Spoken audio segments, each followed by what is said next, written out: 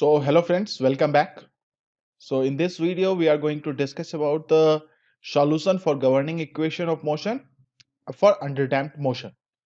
So the agenda for today video is that first we will briefly discuss about the underdamped systems. Then we will move further and try to solve this general governing equation and try to derive the solution for a specific underdamped system. After that, we will try to develop an analogy with periodic equation, and it will be very helpful if you are preparing for competitive examinations like GATE. Now, in last part of this video, what we are going to do is that we are going to do a comparison of behavior, like how with change in the damping factor, the system response changes. So we are going to compare those things also. So let's start with this video with a deep overview. So if we go back to our last video and try to recall those things, we have developed there were two roots of the equation. So one was lambda 1, another one was lambda 2, which was equal to minus zeta omega n plus minus omega n square root of zeta square minus 1. And the conventions are same, like for the zeta denotes your damping factor, omega n denotes your natural frequency. Now the general equation, if we have two roots, so any solution for ODE, second order ODE, can be written in form of C1 e to the power lambda 1 t plus C2 e to the power lambda 2 t. Now if we substitute the value of lambda 1 and lambda 2 in these equations and try to simplify the equations that we are going to get, we are going to get an equation in this form.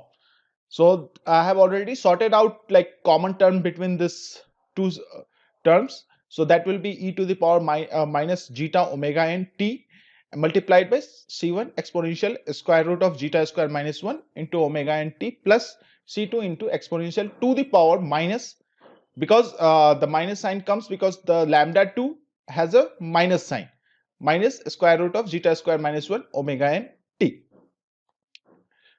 Now if you talk about the damping over underdamped system, so for underdamped system, what is the value of zeta? Zeta must be smaller than 1. Now if zeta is smaller than 1, this term will become negative. So suppose if I know that this term is going to be a negative value, then we can write this equation also in form of this minus root under minus 1 into 1 minus zeta square root of minus 1 into 1 minus zeta square. Now from basic complex course, basic course on mathematics for complex terms, we can recall that square root of minus 1 is called as an iota, and this represents your complex part. So square iota 1 minus zeta square. So we can directly substitute these values in these equations, and the equations that we are going to achieve will represent the governing equation for underdamped system, means solution for an underdamped system. Then we have to solve those equations. So let's try to simplify this equation. So if we write back the equation in our last slide, so that was xt exponential zeta omega n t c1 exponential and t plus c2 exponential to the power minus zeta square minus 1 omega n t. And let's write it in terms of the complex form. So it will become exponential I plus c2 exponential minus I square root of minus 1 minus zeta square omega n t. Now suppose if I want to write e to the power I phi in terms of sine and cosine, so it is something like cos phi plus sine phi.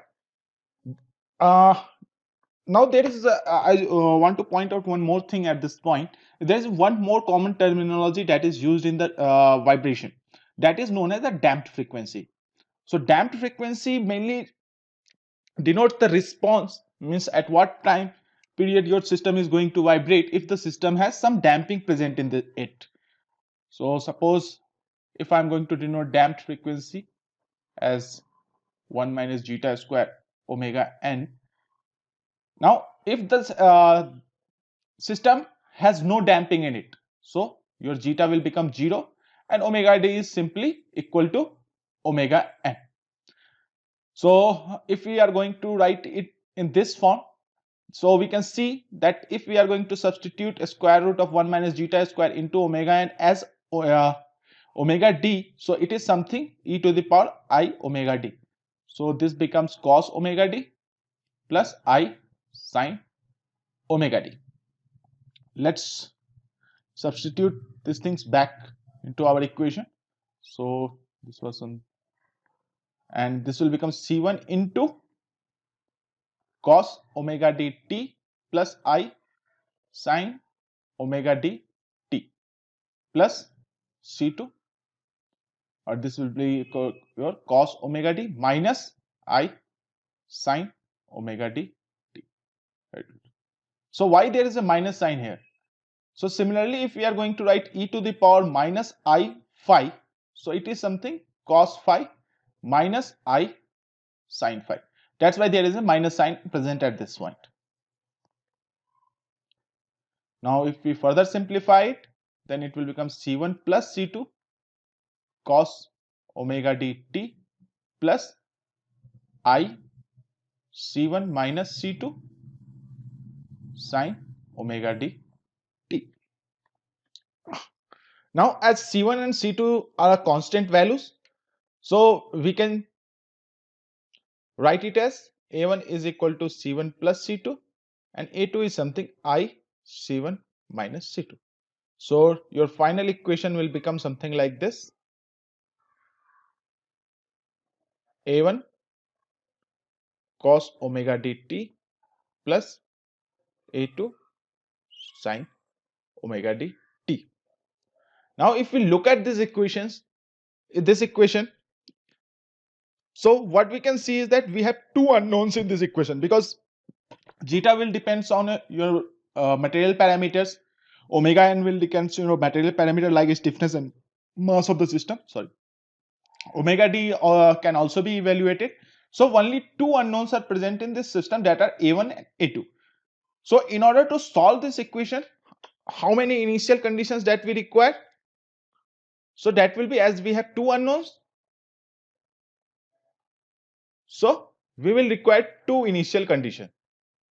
So suppose that I have displacement at 0, some value, and velocity at time is equal to 0.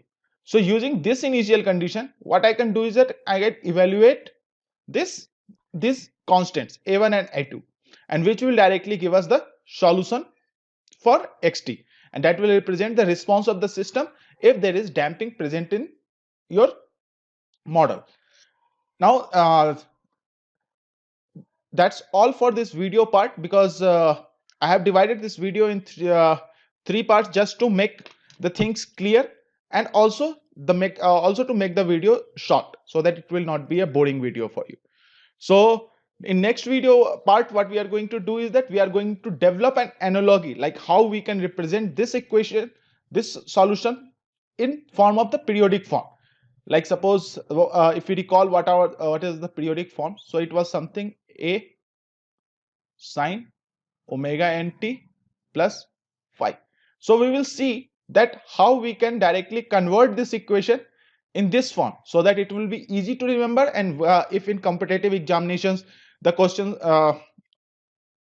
there is a question related to this underdamped system, so we can directly, just by looking at this initial values, or we can directly come up with the solution, like at what time, what was the response that we are going to get in the system. So that's all for this video. I hope that you like this video. If you like this video, please subscribe our channel, so that we will keep making good videos. Thank you.